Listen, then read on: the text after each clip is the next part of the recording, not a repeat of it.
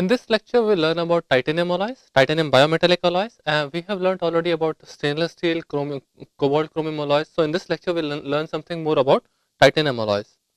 So, as we had realized earlier, that stainless steel, it has basically a high strength, it is economic, it has easy processing. But the problem mainly with the stainless steel was that it has very poor corrosion resistance. So, that's the reason we went on to the cobalt chromium alloys, and there we realized that, oh, it has very good strength, it has high corrosion resistance. But the problem is it is very costly and still it has very high modulus. So if a material has very high modulus, then essentially what happens, the bone will start thinking, oh, it is I don't need to be here, and then it will start getting reabsorbed into the body. So that is the reason we want to come back to a material which has little lower modulus, and that thing is being sufficed by titanium alloys. So they provide a good combination of high strength, good corrosion resistance, low modulus. But the only problem with the titanium alloys is that they have very poor wear resistance. So to counteract the poor wear resistance, generally titanium alloys, they need to be supplied with some sort of a surface coating. So surface coating, they take care of the wear part, so they tend to enhance the surface wear resistance of the titanium implant. At the same time, we can also apply some sort of a coating which is much more biocompatible in nature. So then titanium alloy which has very poor wear resistance, and then we can also apply some sort of a coating which can assist some bone integration onto its surface. So that coating can be more of ceramic in nature, such as hydroxyapatite, and then once the coating of hydroxyapatite based ceramic is applied onto the titanium implant, then it can basically take care of the lower wear resistance of titanium, and it can impart much superior wear properties. Also, it can provide a base for cells to grow and get adhered and proliferate on the implant surface. There is one more problem with the titanium alloy, titanium 6 aluminum 4 vanadium, is that it has a metallic ion concentration, and that basically can tend to react, irritate, or induce some toxicity when it is released into the body. So in order to eliminate or to reduce the effects of this ion release into the body, again the sort of some ceramic coatings can also come for the rescue. And then ceramic coatings act as a barrier, and they don't allow the ions to flow easily from the implant surface to the surface of the material.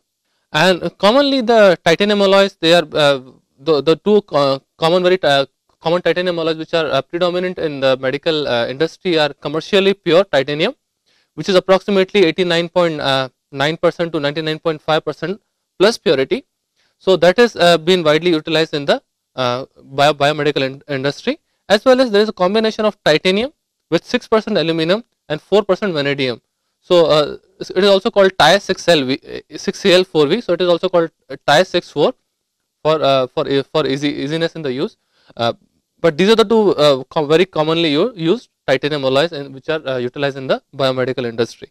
Coming to the microstructure part of it, the pure titanium, it is basically hexagonal HCP phase, and the phase is called alpha phase. So pure titanium appears more, it's a more of a single phase material, and it's a HCP. And owing to the limited HCP slip planes which are available in an HCP crystal, it has very limited processability in terms of it has very limited number of slip planes. So that is generally very difficult to process as such.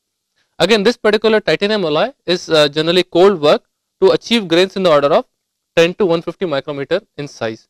So ideally we can get a single phase structure in titanium alloy, and to basically induce much more strengthening, we go with the cold working part, and approximately 30% cold working is given to the titanium alloy in order to achieve grains which are to the order of 10 to 150 micrometer in diameter. And there can be addition of secondary interstitial into the titanium, and those can be either oxygen, nitrogen, or carbon. They go into the interstitial sites of the titanium, and from that we can have a various combination. There are certain grades which basically differentiate the titanium alloy. They go from grade 1, grade 2, grade 3, grade 4, depending on the oxygen content into the titanium alloy. Oxygen, it can be from 0.1 to 0.4 weight%. Nitrogen can be approximately 0.058% maximum, and carbon can be up to 0.08 weight% into the titanium alloy. Basically, the function of all these interstitial is so that we can achieve interstitial solid solution strengthening. So we can see that once the carbon or oxygen or nitrogen, they are in the interstitial site, basically they induce solid solution strengthening of the titanium alloy. And it has also been observed by researchers that nitrogen shows approximately double the effect of either oxygen or carbon. So if we have nitrogen sitting in the interstitial, it will provide much more strengthening effect in comparison to that of our oxygen and carbon. And but at the same time, we can add maximum nitrogen of around 0.05 weight percent. So this is the overall effect of the interstitial, that oxygen, carbon and nitrogen, they go and sit in the interstitial sites, and nitrogen shows approximately double the effect of oxygen or carbon to provide strengthening or the solid solution strengthening, interstitial solid solution strengthening. And oxygen is also very predominant in terms of enhancing the mechanical properties. Like if we increase the oxygen content from 0.18 to 0.4%, the yield strength will increase dramatically from 170 to 475 MPa. So approximately more than 2.5 times improvement it can show in the yield strength just by enhancing, by doubling the oxygen content. So that is the approximate sort of dependence of oxygen content in the interstitial. So once we have titanium, if we start inducing oxygen to a larger percentage, it will enhance the yield strength. At the same time, if we increase the oxygen content from 0.085 to around 0.27 weight percent, we will also see an increase in the fatigue strength. So we see that fatigue strength is increasing approximately from 88 to 216. So it is also showing approximately if we increase the oxygen content approximate to double or triple, the same type of effect we can see in the fatigue strength as well. So we can realize that the oxygen content is very useful in terms of higher oxygen content is much useful in terms of increasing the yield strength, at the same time increasing the fatigue strength, because those sites act as some high energy regimes, and it becomes difficult for the slip to occur, and that basically provides increase in the yield strength or the fatigue strength of the particular titanium alloy. And the corrosion resistance comes in the titanium alloy because of the presence of this titanium oxide layer. So titanium oxide layer provides as a barrier for the surface to interact with the titanium implant, and this titanium oxide is responsible for rendering the corrosion resistance to the titanium alloy. And at the same time, TiO2 is found to be much more biologically compatible even at the molecular or tissue level. Because of its similarity, it can allow the cells or tissues to grow on its surface without inducing any toxic effects. So that biological compatibility is available even at molecular scale or even at the tissue level, so that tissues find a very friendly environment on its on the titanium oxide surface, because it is no more titanium. Titanium is basically covered with a impervious layer of titanium oxide. So there is no release of titanium ions through this particular titanium oxide, and the titanium oxide is much more bio-friendly. It's very bio-inert in nature, and that does not induce some irritation or toxicity effects into the cells or tissues. So cells and tissues find a very comfortable environment in terms of their adhesion, in terms of their growth, in terms of their proliferation. So that is the advantage we achieve from the titanium oxide layer, that it imparts much corrosion resistance even in the very severe body fluid environments, and again it can also impart much biological compatibility both at molecular level as well as the tissue level. And also researchers have found Casimo and Losma, they also found that titanium oxide it assists osseointegration, oral and maxillofacial implants. So that is also the thing which has been observed by the titanium oxide, that is much more bio-friendly in nature, and it allows osseointegration, oral and also at maxillofacial implants. Coming to the titanium alloy, generally the titanium itself is not that stronger in nature, so it also needs certain reinforcement, because titanium is a single phase material, and if we start making it dual phase material, so instead of having only alpha or the HCP phase, if we start inducing the secondary phase, we can also get strengthening from the secondary precipitate. Why? Because it will also impart the impediment to the dislocation motion. It can also generate some new slip systems which can be available for the slip to occur. So in that particular manner, it will enhance its ductility. So the processing part is basically enhanced. At the same time, the strength part can also get enhanced because of the dual phase microstructure. So in the titanium alloy, we have base as titanium, and generally this is called titanium, 6 aluminum and 4 vanadium. So we generally see aluminum between 5.5 to 6.5, vanadium between 3.5 to 4.5, and we have some secondary reinforcements as well, that can be iron, carbon, oxygen, and they also impart strengthening in terms of increasing either the yield strength or the fatigue strength. So that part also can be achieved from the interstitial such as carbon and oxygen. So and we can also have some other reinforcements which can go from iron, nickel and so on. But overall this titanium alloy, it is also called titanium 6 aluminum 4 vanadium. It is very popular material as a for the biomedical implant, as a biomedical implant material, and it consists of aluminum around 6% and vanadium of around 4%, and rest is around carbon, oxygen and so on. Again, as I said earlier, the role of additions, they go on to titanium 6 aluminum 4 vanadium. It forms a dual phase microstructure. So alpha comes basically from the titanium part. At the same time, alpha is also being stabilized by aluminum. So aluminum also acts as a alpha stabilizer. It renders making HCl phase much more stable. But the presence of vanadium helps in forming a beta phase. So we see this titanium 6 aluminum 4 vanadium, it is a combination of alpha plus beta phase. So now instead of having a single phase, like in case of titanium, we had only single phase which was nothing but only alpha, and in this case we see that we have a dual microstructure. So we are seeing a kind of a dual microstructure out here, and in this case some certain pockets are only beta. So we can see this alpha plus beta. So we see this is beta and this is again alpha. So we see a dual phase microstructure which is basically assist us in terms of achieving even higher strengths and very high fatigue strength once we have a dual phase microstructure. So that is the advantage with achieving inducing the secondary alloys such as aluminum and vanadium to impart much more increase in the yield strength and the fatigue strength of a titanium alloy in itself.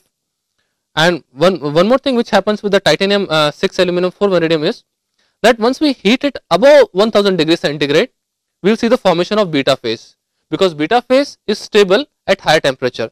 So once we go above 1000 degrees centigrade, we will see a microstructure which is full of beta. So we will see 100% beta structure which forms once we heat this particular material above 1000 degrees centigrade, and once we start cooling it very slowly, then what will happen, that the material is basically being retained at very high temperature for very long time, and it cools down very slowly.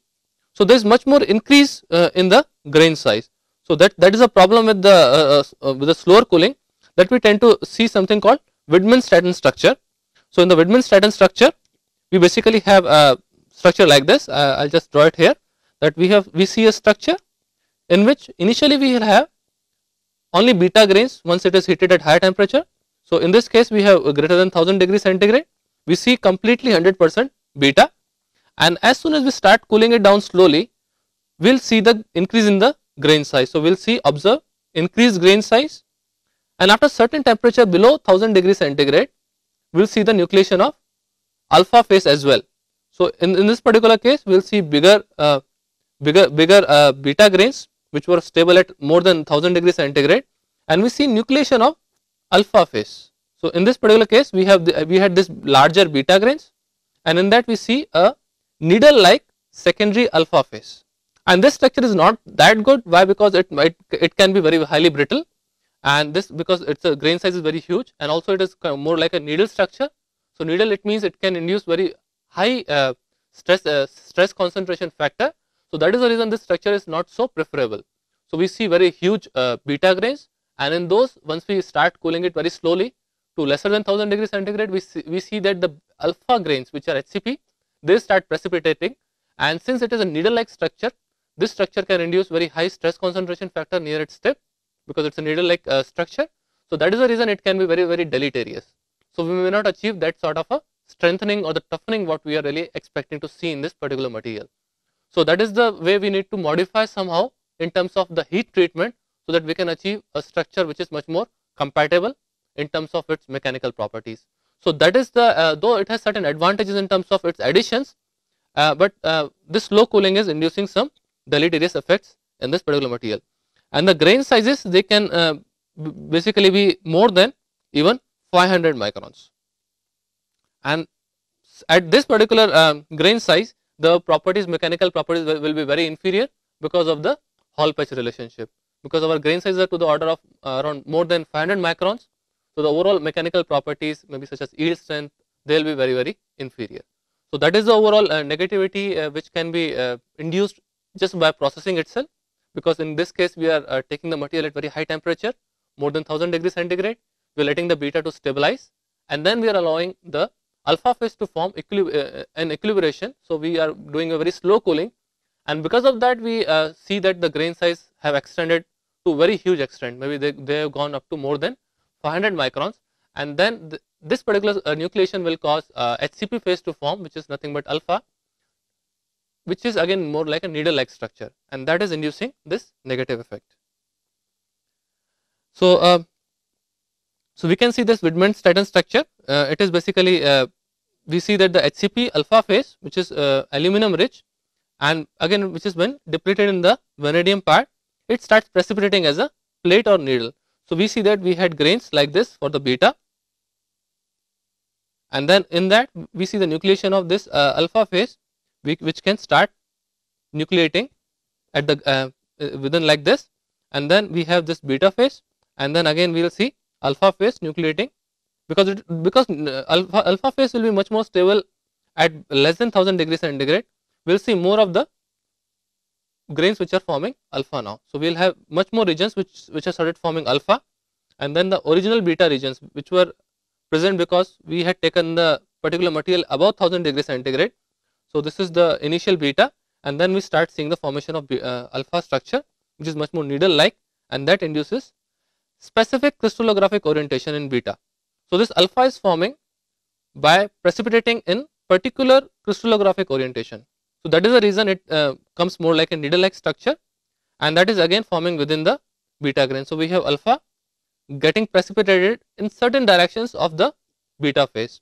So that's what is being observed out here, and it is again a coarse grained material because the material has staying for the whole heat treatment for couple of hours. So that is what the problem with this particular material is.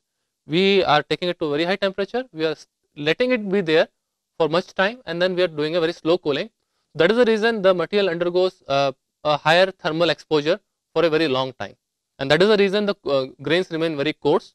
And again in that we see that the alpha is getting precipitated in the BCC type beta matrix along certain crystallographic orientations, and that is the reason it appears more like a needle like structure. And again this needle like structure can create very high stress concentration effects near its along the needle edges, and that is the reason it is a very poor structure.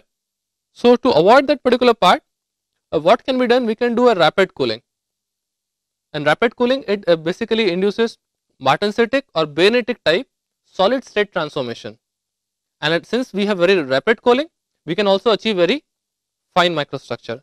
So that is the advantage with this rapid cooling, is that instead of now a very coarse Widman-Staten structure, we are seeing a martensitic or the baryonitic type solid state transformation.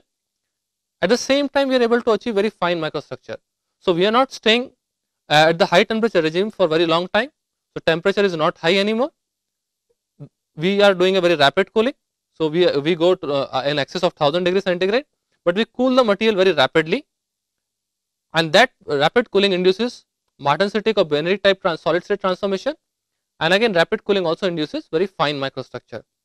And again the alloy is heated or cooled below the beta transition. So we are not letting this particular material go above 1000 degrees centigrade. So we are letting this transition happen below 1000 degrees centigrade. So we are heating the material to lesser than 1000 degrees centigrade. So we don't allow the beta to form completely. So once beta is not formed completely, rapid cooling can induce martensitic or baryonic type transformation, and at the same time we are not allowing the grains to get coarsened. So grains remain fine and they are retained as such. So we are not letting the grains get coarsened because we are basically heating them much below 1000 degrees centigrade, and then they are basically annealed to give a very fine microstructure. In this particular cases, we have isolated beta in alpha matrix.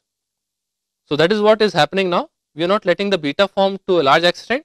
So we see very fine grains which can form, and these fine grains they are to the order of around 10 to 20 microns. So instead of going up more than 500 microns, they are no more 500 micrometers in diameter.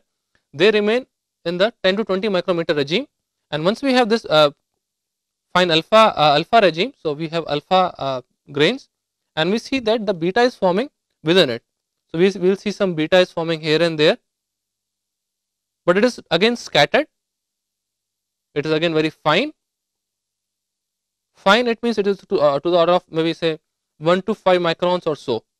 So this alpha is very fine because the grains themselves are around 10 to 20 micrometers. So the beta, which is basically getting nucleated at higher temperature, is again very fine, and it is scattered throughout. So we see a very homogeneous structure. Homogeneous, again very fine or very refined structure, and grains are to the order of 10 to 20 micrometers in diameter.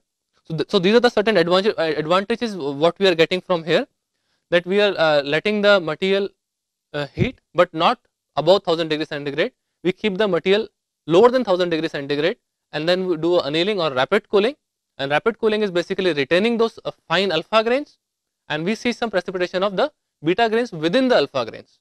So we have alpha grains now in the order of 10 to 20 micrometers, and then beta is getting precipitated here and there, and again the size of beta precipitated is again couple of microns.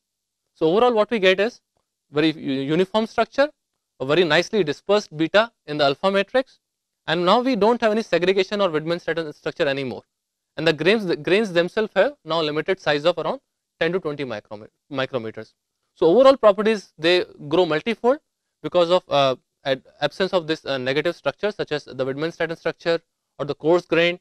So the fine grained materials also now induce this Hall-Petch relationship. Because of Hall-Petch relationship, we can get much superior properties, mechanical properties out, which are stated in the earlier lecture. So, but one thing is basically seen is that titanium alloys, the Young's model doesn't change much even with certain additions, and for a commercially pure titanium, which is cold work to around 30%, we see yield strength which is to the order of around 485, tensile strength of around 760 MPa, and it has fatigue endurance limit of around 300.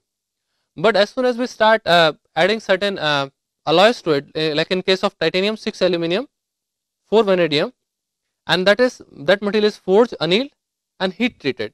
So we can see that once it is annealed, we can see increase in the yield strength to up to around 900 megapascals, tensile strength of around 1000 MPa, and fatigue strength is almost doubled. So at the 10 power 7 cycles. Again, controlled heat treating can increase its yield strength to around 1034 megapascal, which is more than a gigapascal.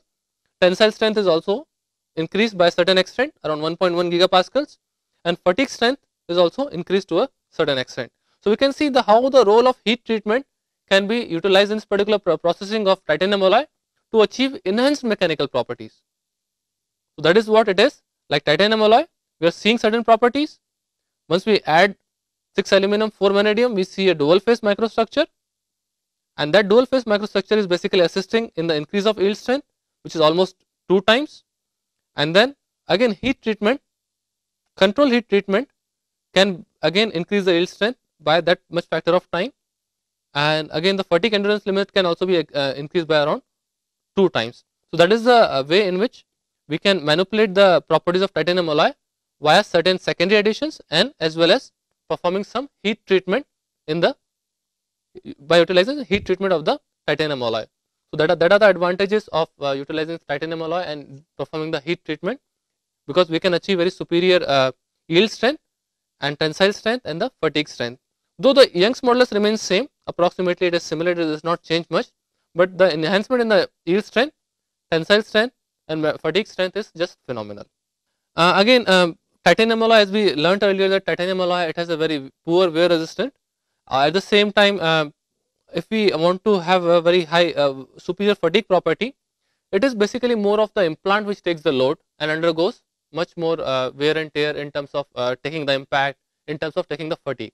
Because ceramics is very brittle in nature, so they cannot take much of the load or the fatigue. They don't have good fatigue property because they are ceramic, so they don't have enough yielding which can happen in the material. So we see that the fatigue property is much more dependent on the titanium alloy. So that part we can see that fatigue property is more dependent on the implant or the titanium alloy which forms the implant, and to improve the fatigue property, it is only titanium alloy which is being responsible out here. So we need to perform certain heat treatments, as we saw earlier, that we need to perform controlled heat treatment. We have to take the material below 1000 degrees centigrade and do the heat treatment. So the yield strength and the fatigue strength, they increase to a large extent in comparison to the titanium itself. So if you are utilizing commercially pure titanium, it might have fatigue strength of around 300 megapascals at 10 power 7 cycles. But if you take a titanium alloy and properly heat treat it, can have up to 600, 700 MPa for same life cycles. So that identity essentially tells us that we have to utilize a superior grade of titanium if we want to achieve a very high or the enhanced fatigue properties, and because that is mostly dependent on the implant, because implant is the one which has to take the overall load. And secondly, there is some more term called porosity, and it is more dependent on the coating part, because porosity essentially allows us to select what is the manner in which the surrounding environment of the body will interact with the implant material. If our coating itself is bad, if coating is not good, not adhering to the cells, cell may not tend to adhere on the implant and will see a failure, or there won't be any bonding between the bone and the surrounding tissues, and the implant and the surrounding tissues.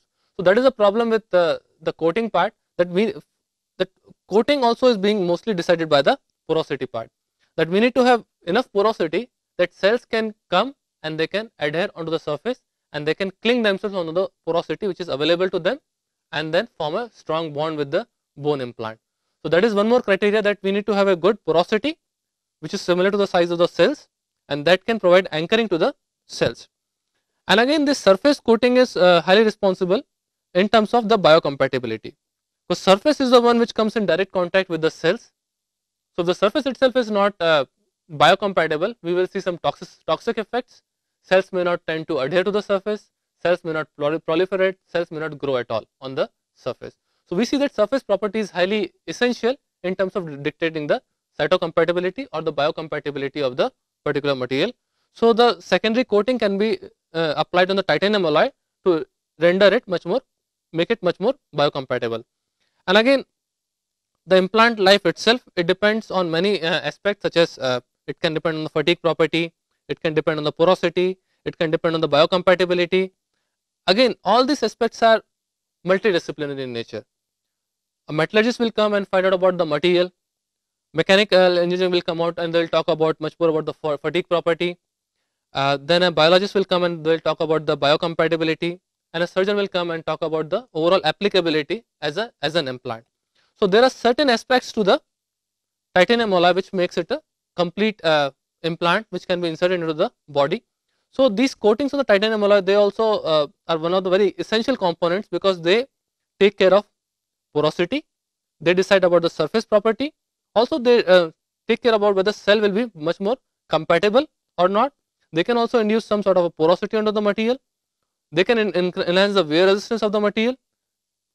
So they have to be the ones which are much more seeing the direct environment. So the coatings are one of the very essential components of the implant as such. So this overall study of making a particular alloy as an implant, it is interdisciplinary in nature. So that what is the underlying part, that all these aspects should be taken or considered at once, so that we can find out the viability of using a particular material as a body implant.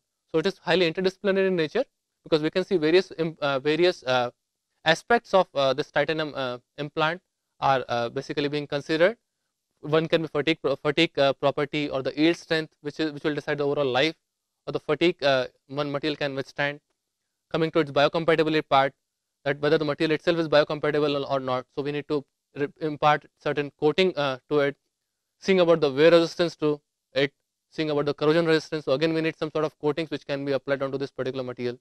Then coming on to the compatibility part of whether it is viable in terms of either whether cells can really cling on to it or not, or seeing about its biocompatibility, and seeing about the mechanical part, whether the fracture will occur prolonged or it will come very shortly. So those all parts are make this particular study interdisciplinary in nature, and that's what makes it much more complicated. And now coming to the wear of implants. So seeing all that part, that it is multidisciplinary in nature, so wear is also one of the very essential components of designing an implant, because any two joints which are lying nearby, they will tend to wear out with time. because if there is some movement between the two, obviously the material will undergo some sort of a wear. Like we have acetabular cups and we have a ball and socket joint. So in that we can see a overlay between a metallic surface and a polymeric or a ceramic surface. So once we have two dissimilar metals which are being closer to one another, we see there will be some, definitely there will be some wear onto the particular interface. So again, wear of metallic implants is one of the very serious concerns, because once it starts releasing some debris onto while it is getting abraded or getting worn out, so that those ions will start getting released into the body. And again, this wear will occur at the different joints of the human body. And once it is being implanted into the body, there is hardly any control. So all those debris which is being generated, that is trying to accumulate somewhere. So those are being just released into the blood, and that's it. We don't have any control after that. So we need to have a material which will have very superior wear resistance once it is being implanted into the body.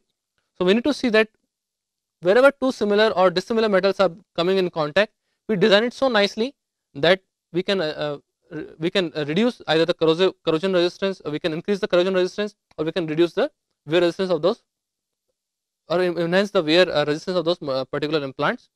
Like in case of a typical hip prosthesis, we see that a metallic stent is now attached to a ceramic ball.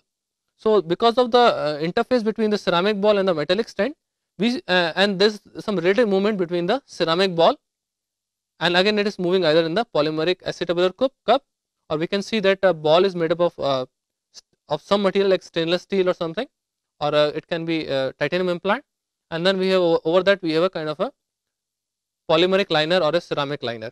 Basically between the metallic and ceramic interface, we can see much more of fretting wear. So that fretting wear can easily be causing some loosening of the implant. So what we see, if we see that there is some wear is happening between the interfaces, between metal and ceramic interface, that will tend to increase the gap between the two. So once we see there is some debris which is being released, or there is some gap which is being generated, obviously it will lead to the loosening of the implant, and we'll need a resurgery to insert that implant back into the body and basically do one more surgery. So that particular material has failed because of poor wear resistance. So that is what is highly essential part, highly critical part in terms of increasing its mechanical property and improving its wear resistance. And coming back to one more important property of this titanium alloy is about its corrosion resistance. So corrosion of titanium alloys is also one of the very critical parts, because like generally we utilize titanium alloy, which generally tend to be good corrosion resistant because of the formation of TiO2 layer on its surface. So there is a group of Spriano which have characterized the sample of titanium 6 aluminum 7 niobium alloy, and with surfaces which were presented to a different chemical and mechanical states, and from that they have found that that titanium 6 aluminum 7 niobium, it presents a bioactive ability and good corrosion resistance only after a appropriate surface treatment. So only when surface treatment is so nicely given to it, in terms of having improved corrosion resistance, in terms of having a good biocompatible surface, in terms of having enough porosity on the surface, in terms of utilizing proper wear resistance, corrosion resistance, at the same time having it much more biocompatibility, so that it can take the overall aspect of its compatibility with the as an implant. And so it basically consists of two steps, that first of all is chemical etching and then an heat treatment. So it needs to have some sort of a chemical treatment as well, plus some heat treatment, so that it can attain superior yield strength, superior tensile strength. At the same time, it can achieve a good microstructure, so that the overall corrosion resistance is improved and overall bioactivity is also improved. So that is what the overall study which was carried out by the Spriano, that only after an appropriate surface treatment is given. Why? Because surface treatment is so important, because surface is the one which will come in contact with the material. So once an implant is inserted into the body, it is only the surface which comes in direct contact with the material. So it needs to be very compatible with the surrounding in terms of imparting a good corrosion resistance, in terms of letting the cells stick onto itself, letting the cells grow on itself and proliferate to form certain networks with itself. So that is what the overall study which was carried out by the Spriano. There's one more group of Chauvet which have utilized for founding the corrosion behavior of titanium based alloys. So they have taken couple of alloys such as titanium 6 aluminum 4 vanadium, titanium 6 aluminum 4 niobium, titanium 6 aluminum 4 Fe, titanium 5 aluminum 2.5 Fe. So they have taken couple of 4 different types of alloys, and they have basically found its behavior in the Hanks solution. So then they have compared what is the electrochemical and the corrosion behavior of all these alloys for different conditions. So that's what they have found out. And at the same time, they also have done fretting wear of the titanium based alloys. So fretting wear, basically it was done using 10 Newton load at 10 hertz, and for a displacement distance of around 80 microns, and they have gone up to around 10,000 cycles, and all these studies were done under the simulated body fluid environment. So basically they found that the coefficient of friction for titanium 6 aluminum 4 vanadium lies between 0.46 to 0.5, whereas that of 5 aluminum 2.5 Fe falls within around 0.3. And they found that the major wear mechanism was tribomechanical abrasion, transfer layer formation, and basically cracking. So there are three steps to it.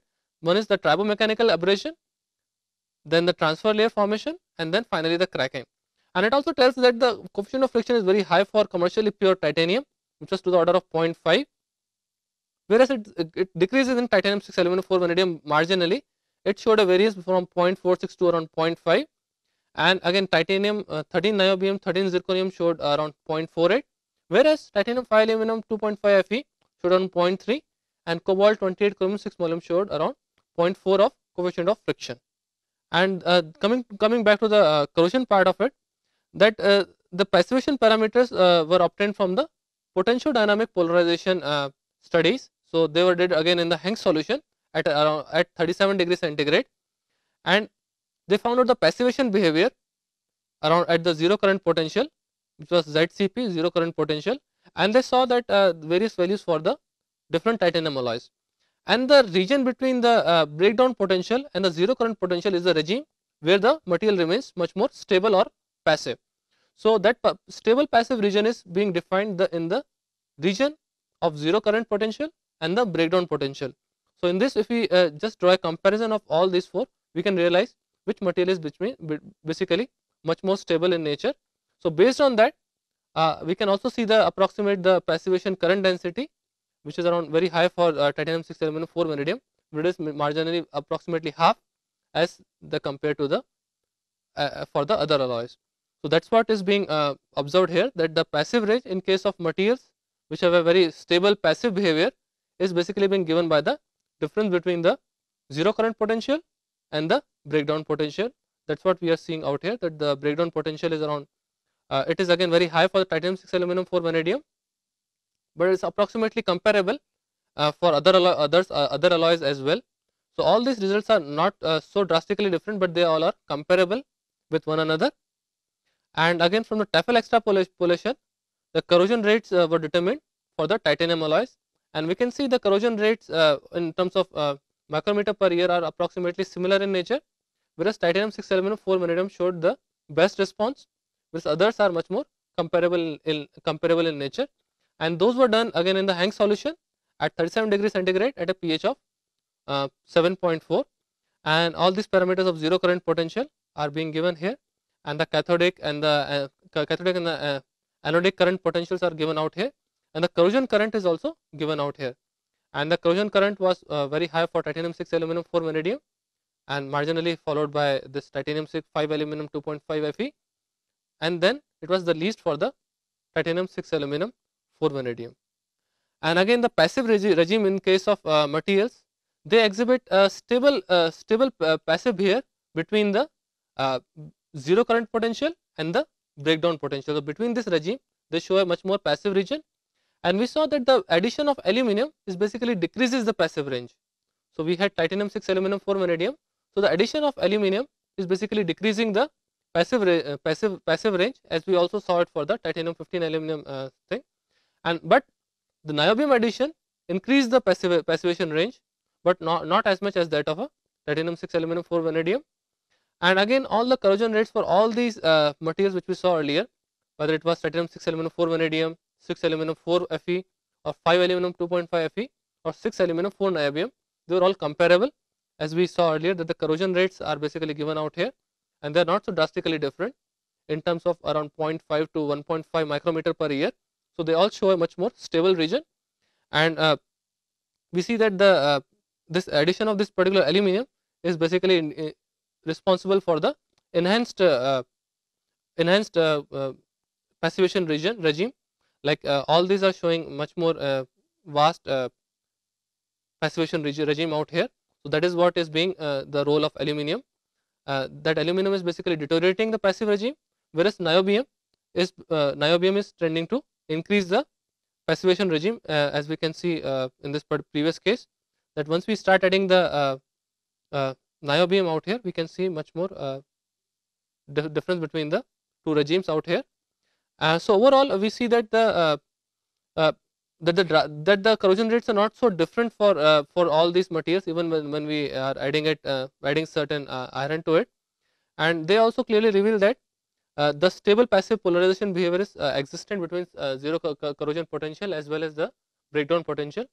So coming back to the titanium alloy, the overall gist of it, that titanium alloy, they are mostly HCP in nature, and then we tend to add alloying elements such as aluminum, which is again a HCP stabilizer or the alpha phase stabilizer, and then we add vanadium, which is a beta phase stabilizer or the BCC stabilizer. So there are two ways we can synthesize this particular material. We can heat it above 1000 degrees centigrade and let the material cool slowly, but that tends to form very huge grains, or they tend to precipitate alpha in the beta grains, and beta grains are very coarse in nature, and from that we can get a Widmanstatten structure. But since the grains have grown to a large extent, as well as we are getting a very needle kind of a structure, this overall microstructure doesn't appear good, and then it generally shows a very poor strength. So to avoid that particular part, we take the material to lesser than 1000 degrees centigrade and we let the alpha dominate in this particular regime, and then we see certain nucleation of this beta precipitate, which is again BCC in nature. So we see very fine grained structure with very nicely dispersed beta in that. So that essentially gives a two-phase microstructure, which is very fine microstructure, 10 to 20 microns with beta of around 1 to around 5 microns in size. So that gives a very uniformly dispersed microstructure, and that is superior in its mechanical properties in terms of yield strength and in terms of its fatigue strength. So what we can see is that heat treatment is very essential or key component in terms of altering the mechanical properties. So we can increase the fatigue strength by order of by approximately 2 times once we do a controlled heat treatment to the particular material. At the same time, we realize that the surface coating is also one of the very key components, because surface is the one which comes in direct contact with the body environment. So we see that we need to have a very good wear resistance, we need to have a corrosion resistance. At the same time, coating should be biocompatible enough. So some coatings can also be applied, the ceramic coatings can also be applied. Also, we can also do certain treatment, chemical treatments to it, to the surface of titanium, so that it becomes much more compatible with the body, and then cells can really start growing onto them. So that is also one more key feature of utilizing titanium implants, that we can make use of the titanium oxide which grows on the surface, and then make it chemically active, and then also treat it thermally, so we can achieve a very good biocompatible surface out here. And we also realize that the aluminum tends to decrease the passivation region, whereas the niobium tends to increase it to a little extent, and that is what the overall corrosion and wear behavior of this titanium alloy and titanium 6 aluminum 4 vanadium alloy is. So basically I end my lecture here. Thanks a lot.